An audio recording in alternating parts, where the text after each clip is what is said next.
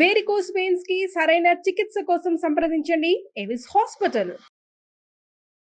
నమస్తే రమగారు. నమస్తే జయ. రమగారు, మనము అడపా చిరంజీవి గారివి ఆయన బుక్ పంపించారు కదా, అందులో నుంచి స్టోరీస్ చేస్తున్నాం, సిరీస్ లాగా చేస్తున్నాం కదండి. ఇంకోటి ఏదైనా స్టార్ట్ చేద్దామా? జిత్తుల మారి. ఓ, అది చెప్తాం. అడపా చిరంజీవి గారి కపాలదుర్గం పుస్తకంలో ఇవి ఉన్నాయి. క్లాసిక్ బుక్స్ వాళ్ళు ప్రింట్ చేశారు వీటిని. మీకు ఫ్లిప్కార్ట్లో దొరుకుతుంది. క్లాసిక్ బుక్స్ పేరుతోటి గూగుల్ చేసినా కూడా వాళ్ళు మీకు పుస్తకాలు పంపించవచ్చు. చాలా కథలు ఉన్నాయి, కథలన్నీ బాగుంటాయి. ఇది కపాలదుర్గం బుక్లోదే ఈ కథ కూడా. ఇంచుమించు ఒక 3 లేదా 4 భాగాలు వస్తుంది. అవంతి రాజధానికి ధనపాలుడని రాజుగారు. ఒకసారి ఒక రోజున ఓ 2 యువకులు ఇక్కడికి వచ్చారు. జయకాంతుడు, శరభుడు అని 2 కుర్రాళ్ళు. వీళ్ళు ఈ కోట బయట నిలబడి రాజుగారిని కలవడానికి వచ్చాము అని చెప్పారు. చెప్పేసరికల్లా సరే కాస్త ఎవరిని పడితే వాళ్ళని నిజం కానీ పై ఊరు నుంచి కలవడానికి వచ్చాం, రాజుగారిని చూడడానికి వచ్చామంటే సభ ఓపెన్గా ఉన్నప్పుడు కలవనిస్తారు. 2 కుర్రాళ్ళని లోపలికి ప్రవేశపెట్టారు. చక్కగా స్మార్ట్గా ఉన్నారు, బలశాలులుగా, యుద్ధాలు యుద్ధ విద్యలు వచ్చినట్టుగా కనపడుతున్నారు. సరే వెళ్ళి రాజుగారికి నమస్కారం చేశారు. సభ అంతా సభాసదులంతా ఉన్నారు, సభ తీర్చి ఉంది. మేము కూడా మీ పాలనలో వాళ్ళమే. సువర్ణముఖి నదీ తీరానున్న బ్రహ్మపురం మా ఊరు. నా పేరు జయకాంతుడు, నా స్నేహితుడు శరభుడు. మేమిద్దరము మీకు ఒక విషయం చెప్పడానికి వచ్చాము అని చెప్పండి, ఏదైనా చెప్పండి చెప్పమన్నారు. చెప్పమంటే నాకు కళలు కానీ అలవాటు ఉందండి. అప్పుడప్పుడు కళలు వస్తాయి, వచ్చిన కళలు నిజమవుతాయి. నాకు వచ్చిన కళ నిజమవుతోంది అని చెప్పాడు. చెప్తే రెండో వాడు ఏమన్నాడంటే, శరభుడు, ఈ జయుడికి తాత ఉన్నాడు, తాత చనిపోయి బతుకుతాడు మళ్ళీ అని కళ వచ్చింది. మర్నాడు పొద్దున వాళ్ళ తాత చనిపోయాడు.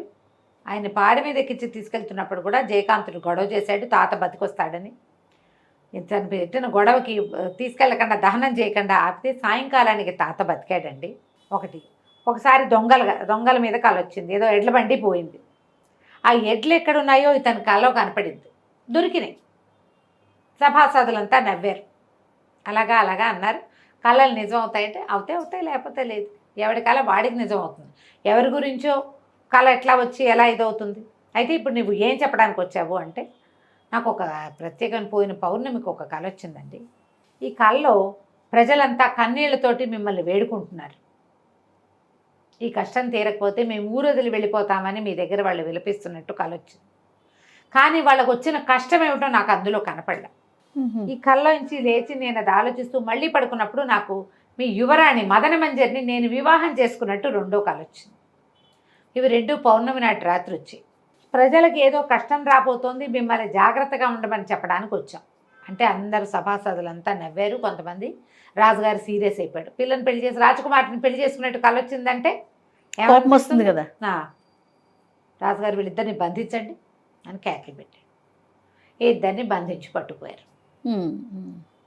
నిజానికి ఈ అబ్బాయికి రాజకుమారిని పెళ్లి చేసుకునే ఉద్దేశం కాదు, ఏదో ఇబ్బంది రాబోతుంది.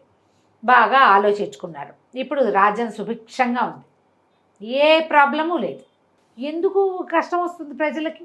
ఏ కష్టం వస్తుంది? వాడు ఏదో చెప్పడానికి వచ్చాడు. రెండో మాట ఏంటి, వాడు పిల్లల్ని రాజకుమార్తెని పెళ్లి చేసుకుంటాడు. యువకులిద్దరు బుద్ధిమంతులుగా బాగున్నారు, కానీ ఈ మాట బాగుండలేదుగా. అది సభాసదులందరి ముందు ఇంత మాట చెప్తే కూతుర్ని పెళ్లి చేసుకున్నట్టు నాకు కళ వచ్చింది అని ఒక సామాన్యుడు వచ్చి రాజుతో చెప్పినప్పుడు రాజు రియాక్ట్ కాకుండా ఎలా ఉంటాడు? అవును. అరెస్ట్ చేశారు, తీసుకెళ్ళి జైల్లో పారేశారు. ఆ జైలు జీవితానికి అలవాటు పడడానికి వాళ్ళకి చాలా సమయం పట్టింది. ఈ లోపల ఈ మాటలు ఈ సభాసదులు ఉన్న వాళ్ళంతా కొంతమంది బయటకు అందిస్తారు కదా, కళలు నిజమవుతాయా అదా ఇదా అని ఊరంతా చర్చించుకున్నారు. ఒక్కొక్క పెద్దవాళ్ళు అన్నారు నిజమవుతాయి, కొన్ని ప్రత్యేక సమయాల్లో వచ్చిన కళలు నిజం అవ్వచ్చు. ఈ కుర్రాడు ముందు 2 కళల గురించి చెప్పాడు, అవి 2 నిజమయ్యాయి అంటున్నాడు, అందుకే వచ్చి ఉంటాడు. కానీ అతను చెప్పిన రెండో మాట ఉంది కదా, ఈ కళలు నిజమవుతాయి, నాకు కళ వచ్చింది, మీకు ప్రమాదం వస్తుందని బెదిరించి రాజుగారి అమ్మాయిని పెళ్లి చేసుకునే ఉద్దేశంలో జిత్తులు మారివాడు వీడెవడో అని కొంతమంది చెప్పుకున్నారు. రోజులు గడిచాయి. ఈ వార్తలు అటు తిరిగి అంతా అంతఃపురానికి చేరినాయి. రాకుమార్తె మదన మంజరి, ఆవిడికి గిరిక మల్లికగా వాళ్ళిద్దరు చెలికత్తెలు ఉన్నారు. వాళ్ళిద్దరూ ఈవిడ కొంచెం ఆట పట్టించారు. కానీ ఆ అమ్మాయికి ఆ మాటలు మాట్లాడిన వాడెవడో చూడాలని ఉంది. మంజరికి సరే ఏం చేశారు, బాగా ఆలోచించి వాళ్ళని చూడడానికి తేలిగెళ్ళడానికి ఏర్పాటు చేశారు. ఓహో. రాజకుమార్తో వచ్చేసరికల్లా అక్కడ ఒక గున్న ఏనుగులాగా ఉన్న మల్లయ్య అని ఒక సైనికుడు కాపలా వీళ్ళకి. ఆ సైనికుడితో చక్కగా దాడి ఆడుతూ వాడుతూ ఫ్రెండ్షిప్ చేశారు. ఫ్రెండ్షిప్ చేసి వాళ్ళు బాగానే ఉన్నారు. ఇక ఇందులో నుంచి బయటపడలేమని తెలిసిపోయింది వాళ్ళకి. రోజులు గడుస్తున్నాయి, ఇంకా ఎక్కడ ఊర్లో గిమాదాలు ఏం కనపడలా, అంతా మామూలుగానే ఉంది. రాకుమార్తె తన చిలకత్తలతో కలిసి జైలుకి వచ్చి ఇతన్ని చూడడానికి వెళ్ళింది. నువ్వు ఇట్లా చెప్పావుటో నీకు పొగరా అదైదా ఇలా ఏదో ప్రశ్నించింది. అవకాశం ఇస్తాను, మీరు వెళ్ళిపోండి. నేను అట్లా వెళ్ళిపోను అని చెప్పాడు. వివాహం కోసం రాలేదు, ఇక్కడ ఏదో కష్టం రాబోతోంది. మేము కూడా ఈ రాజ్యంలో ప్రజలమే, రాజాజ్ఞ మీరు ఏ ప్రవర్తన చేయకూడదు, చెయ్యం మేము. జైల్లో పెట్టమన్నారు రాజుగారు, అంతే. పారిపోయే ప్రయత్నం మేము ఎందుకు చేస్తాం, రాజే వదిలిపెడితే వెళ్తాం. శరభడికి వెళ్ళిపోదామని కానీ జయకాంతుడు ఒప్పుకోలేదు. అయితే అక్కడి నుంచి వచ్చేసాక ఆ అమ్మాయికి ఎంతసేపు ఆ నిర్భయంగా ఉన్న అతని తీరు, రాజు ఏం చెప్తే దాన్ని పాటించాల్సిందేనన్న రాజభక్తి బాగా ఆకర్షించినాయి. అతని మీద మనసు తిరగటం మొదలుపెట్టింది. మొదట కొద్ది రోజులు ఊరుకుంది, కానీ ఎంతసేపు అతని ధ్యాసలోనే ఉండేది. మళ్ళీ 1-2 సార్లు వెళ్ళి చూసి వచ్చారు. తర్వాత ఈ అమ్మాయి అతన్ని ఎందుకు పెళ్లి చేసుకోకూడదు నేను అనిపించడం మొదలుపెట్టింది. ఆ కళ నిజం చేయాలనిపించడం. అక్కడి నుంచి ఈ చెలికత్తెలో వీళ్ళు ఏం చేశారు, ఆ మల్లయ్యతో మాట్లాడి రోజు రాత్రిపూట ఇతన్ని తీసుకొచ్చి ఉద్యానవనంలో దిగబడిచ్చే ప్రోగ్రాం పెట్టించారు. మల్లయ్యకి మేము నీకు బంగారు కాసులు ఇస్తాం, 3వ కంటి వాడికి తెలియకుండా తెల్లవారుజాము అర్ధరాత్రి వదిలిపెట్టి తెల్లవారుజాము దింపేస్తాం అని అతను జయకాంతుడు ఇక్కడికి ఉద్యానవనంలోకి రావడం మొదలుపెట్టాడు. వీళ్ళిద్దరూ మెల్లిగా కబుర్లు చెప్పుకున్నారు. తర్వాత ప్రేమలో పడ్డారు. వివాహం చేసుకోవాల్సిందే అనే స్టేజ్కి వచ్చేసారు. ఆడపిల్లలకి ఏముంది పైగా ఆ కాలంలో ఎవరి మీద మనసు పడితే ఇక అంతే కథ. కాలం కూడా అలాంటిదే. ఊర్లో ఏవో రకరకాలు జరుగుతున్నాయి.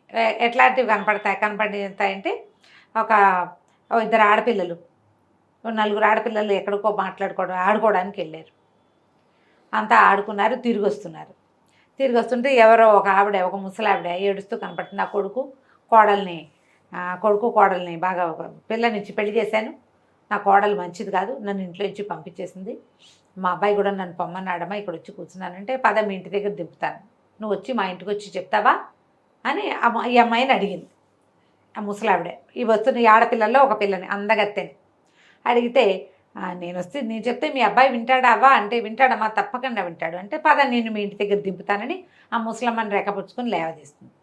ముసలమ్మ, నువ్వు ఇష్టపడే వస్తున్నావు కదా నాతోటి అని అడిగితే, అమ్మాయి అవును ఇష్టపుట్టుగానే వస్తున్నా, నువ్వు పెద్దదానివి ఈ అడవి దారిలో ఉండటం ఏమిటి, మీ ఇంటి దగ్గర దింపుతాను పదా అనగానే ఆ ముసలమ్మ వెంటనే ఒక మంత్రగత్తెగా మారిపోవటం, ఈ అమ్మాయిని తీసుకెళ్ళిపోయింది. అక్కడి నుంచి ఇంకో చోట సంఘటన. ఎక్కడి నుంచో 2-3 ఆడపిల్లలు కలిసి వస్తుంటే ఒక అమ్మాయి కూర్చుని ఉంది. అక్కడ పక్కన ఒక పల్లకి ఉంది. ఓ పల్లకి, ఆ పల్లకి పెట్టుకుని ఒక పెళ్లి కూతురుల వేషంలో ఉన్న అమ్మాయి ఏడుస్తూ కనపడింది.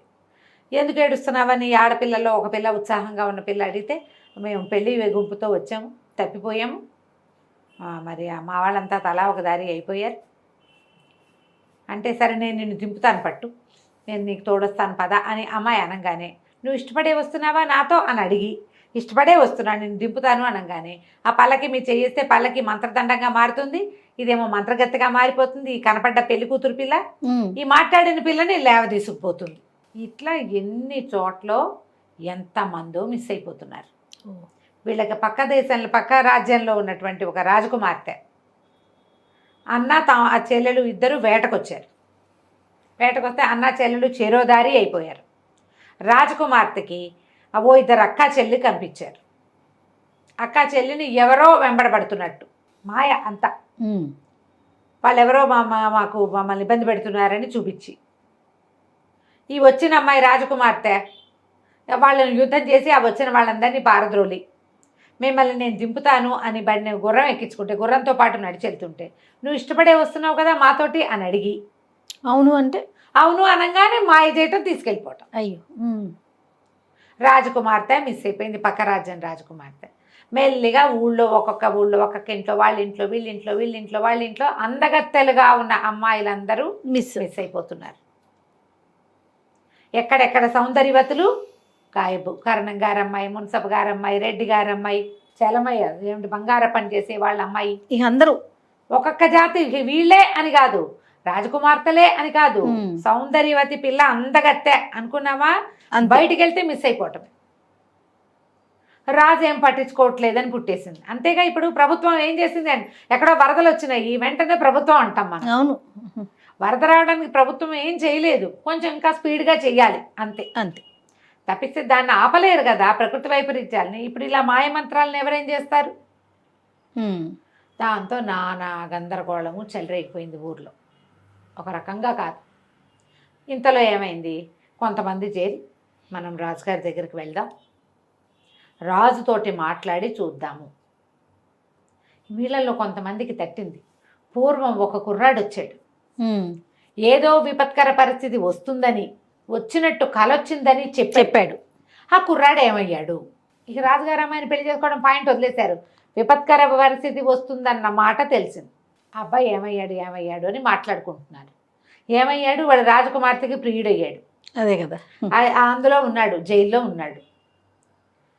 ఈ గోలంతా వచ్చేసరికల్లా ప్రజలందరూ రాజుగారి దగ్గరకు వచ్చారు. తిరగబడ్డారు. తిరగబట్టడానికి ఏముంది, ఈ ఊళ్ళో ఉంటే ఆడపిల్లలు మాయమైపోతున్నారు, మేము వేరే దేశాన్ని పక్క దేశాలకు వలస వెళ్ళిపోతాం, మిగిలిన పిల్లలనైనా బతికించుకోవాలి కదా. ఒక మంత్రగత్తె ఉమ్. ఆమె పిల్లల్ని మాయం చేస్తోంది, ఏదైనా చెయ్యండి అని వలవల ఏడుస్తూ అందరూ శోకాలు పెట్టారు. నేను తప్పకుండా చూస్తాను, తప్పకుండా చేస్తాను, ఎవరైతే ఈ మాయమైపోయిన ఆడపిల్లల్ని తీసుకొస్తారో, మంత్రగత్తెని ఎవరైతే పట్టుకుంటారో వాళ్ళకి అర్ధరాజ్యం ఇస్తా అని ప్రకటన చేశాడు. ప్రజలంతా సంతోషించారు. ఇంత బిందాస్గా ఎవరంటారు? ఉమ్. సరేనని వెళ్ళిపోయారు. ఏకాంతంగా కూర్చుని ఈ మాయమంత్రాలు ఎక్కడి నుంచి వచ్చినాయి మన రాజ్యంలోకి, ఎట్లా ఇది జరిగింది అని ఆలోచిస్తే ఇంకప్పుడు స్పార్క్ లాగా వెలిగింది. ఇలాగే ప్రజలు కళ్ళ నీళ్ళు పెట్టుకుని పరాయి దేశం వెళ్ళిపోతామని అంటున్నట్టు మనకు ఒకళ్ళు చెప్పారు. ఎవడు వాడు? మంత్రి గారు వచ్చాడు. మంత్రి గారు అన్నాడు, ప్రభు అప్పుడు ఒక కుర్రవాడు, 2 కుర్రాళ్ళు వచ్చారు, వాళ్ళు చెప్పారు ఈ సంగతి. వాళ్ళు ఇప్పుడు ఎక్కడున్నారు? జైల్లో ఉన్నారు ప్రభు. అప్పుడు ఆయన గుర్తొచ్చింది, ఓహో నా కుమార్తెని వివాహం చేసుకుంటానన్నాడని జైల్లో పెట్టాను. జైల్లో పెట్టాం. అయితే మంత్రి అన్నాడు, ప్రభు ఒక ముఖ్యమైన విషయం చెప్పాలి. రాజకుమార్తె ప్రతి రాత్రి అప్పుడు వచ్చిన యువకులు ఇద్దరిలో ఒక యువకుడిని రాత్రిపూట ఉద్యానవనంలో కలుస్తోందని ఒక వార్త ఉంది అనగానే రాజుకు నవ్వొచ్చింది. వాడు 2 కళలు చెప్పాడు. ఒకటేమో ప్రజలు ఏడుస్తారని, రెండోదేమో రాకుమార్తెతో వివాహానికి ప్రబంధం జరిగిపోయింది. ఇక్కడ ప్రజలు ఏడ్చేందుకు ప్రబంధం జరిగిపోతుంది అంటే నిజమే అన్నమాట. వాళ్ళిద్దరిని విడిపించి తీసుకురండి. జయకాంతుడిని శరభణ్ణి సభలోకి ఆహ్వానించారు. జైల్లో నుంచి సభలోకి వచ్చేసారు. వచ్చి ఇప్పుడు రాజకుమార్తె మహారాణి అందరూ, మహారాజు, సభలో సభికులు అందరూ, పిల్లల్ని కోల్పోయిన వాళ్ళు వీళ్ళందరూ సభలోనే ఉన్నారు. ఈయన కొద్ది కాలం క్రితం ఒక కుర్రవాడు తనకు ఒక కల వచ్చిందని, ఇలాంటి ఒక ప్రమాదకర స్థితి ఏదో రాజ్యంలో రాబోతోందని తనకు కల గురించి చెప్పాడు. యువరాణిని వివాహం చేసుకున్నట్టు కల వచ్చిందని చెప్పేసరికల్లా క్రోధానికి లోనై మేము అతన్ని చెరసాల్లో పెట్టాం. ఇవాళ అందరి ముందు అతనికి క్షమాపణ చెప్పుకుంటున్నాం. అతని 2 కళలు నిజమైనవి. ఒకటి అతను చెప్పాడు, ఇక్కడ ప్రమాదం రాబోతుంది, ప్రజలు ఏడుస్తూ నా దగ్గరికి వచ్చి రాజ్యాన్ని వదిలిపెట్టిపోతాం, ఈ ప్రమాదం నుంచి తప్పించమని అడిగినట్టు అతనికి వచ్చిన కళ కొన్ని నెలల క్రితం వచ్చింది, నిజమైంది. రాజకుమార్తెను వివాహం చేసుకున్నట్టుగా అతనికి వచ్చిన కళ కూడా సగం నిజమైనట్టే, ఎందుకంటే రాజకుమార్తె అతనితో ప్రేమలో ఉంది. ఈ అబ్బాయికి క్షమాపణ చెప్తున్నానని క్షమాపణ చెప్పేశాడు సభాముఖంగా. సో కూతురు విషయాన్ని యాక్సెప్ట్ చేసేసాడు. చేస్తే ఇతను ఏమన్నాడు, అంత మాట అనకండి, మేము మీ ప్రజల్లో వాళ్ళం, రాజకుమార్తెను వివాహం చేసుకోవడం కోసం నేను రాలేదు ఇక్కడికి, ఈ ప్రమాదం వస్తోంది, దీన్ని ఏ రకంగా తొలగించగలమో మీకు ఏదైనా సహాయపడదామని వచ్చా, మీరు ఆజ్ఞాపిస్తే ఏదైనా చేస్తాను నేను అంటే, ఈ అమ్మాయిల్ని వెతుకొచ్చే పని నువ్వు చేయగలవా అన్నాడు. తప్పకుండా చేయగలను, కాకపోతే ఎవరు ఎక్కడ ఎలా ఏమిటి అనేది మనకి తెలియాలి. అప్పుడు అందులో 4 ఆడపిల్లలు ఒక చోట ఉన్నప్పుడు ఒక ఆవిడ కనపడింది, అందులో ఒక పిల్లని తీసుకుపోయింది, మిగిలిన 3 ఆడపిల్లలు చూశారు. అదొక మాంత్రికురాలుగా మారిపోవటం, ఆమె చేతిలో ఒక మంత్రదండం ఉండటం, 3 చోట్ల అలాంటివే జరిగినాయి. మిగిలిన వాళ్ళు చూశారు. పక్క రాజ్యపు రాజకుమార్తె రాగలతను ఎత్తుకుపోయినప్పుడు ఎవరు చూడలే, వాళ్ళు చూసుకున్నారు. వాళ్ళకి తెలుసు, వీళ్ళకి తెలియదు. ఈ ఊళ్ళో జరిగినవి ప్రతి చోట కొంతమంది పిల్లలు ఉండగానే, మిగిలిన పిల్లలు ఉండగానే అందగత్తైన పిల్లని ఆమె తీసుకుపోయింది, ఒక మాంత్రికురాలు, వికృత రూపిణి ఒక ఆవిడే. ఇప్పుడు ఇది వెతుక్కుంటూ వెళ్ళాలి. దీనికి దరితెన్ను లేదు, అది ఎక్కడుందో తెలీదు మనకి, ప్రయత్నం చేసుకుంటూ వెళ్ళాల్సిందే. ఇక్కడ ఎవరైనా ఉన్నారా అని తెలుసుకోవాలి. అయితే రాజుగారు ఏం చేశారంటే వీళ్ళిద్దరికీ చెరుకో పళ్ళ నిండా బంగారు నాణేలు పోసి ఇచ్చారు. 2 చక్కటి నల్లటి గుర్రాలని గిఫ్ట్ ఇచ్చారు. ఈ గుర్రాలు వేసుకుని వెళ్ళండి, వెతకండి, మీకు ఏ అవకాశం ఉన్నా ప్రయత్నం చేయండి. ఇప్పుడు 2 కళల్ని విశ్లేషిస్తే మొదటి కళలో అందరూ దుఃఖిస్తున్నది, రెండో కళలో యువరాణి పెళ్ళి. ఊరికే ఎందుకు పెళ్లి చేసేస్తారు? ప్రేమించుకుంటే పెళ్లి కాదు ఇది. బహుశా రాజ్యంలో ఏదో శుభం జరుగుతుంది అంటే ఏదో జరగబోతుంది, దానికి ప్రయత్నం చేయాలి. సరే వీళ్ళు మేము చేస్తామన్నారు. కొంచెం మదన మంజరి దుఃఖించింది, రోజు కలుసుకుంటున్నారు కొన్ని నెలలుగా వీళ్ళు. మరి తను కనపడ్డు, ఇది ప్రమాదకరమైన పని. మంత్రగత్తెలు మాంత్రికులు అనగానే భయమేదు, అంతే.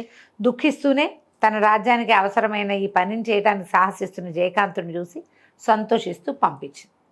ఈ అబ్బాయిలు ఇద్దరు బయలుదేరారు. ఇక దరి తెన్ను లేదు, అడవులు.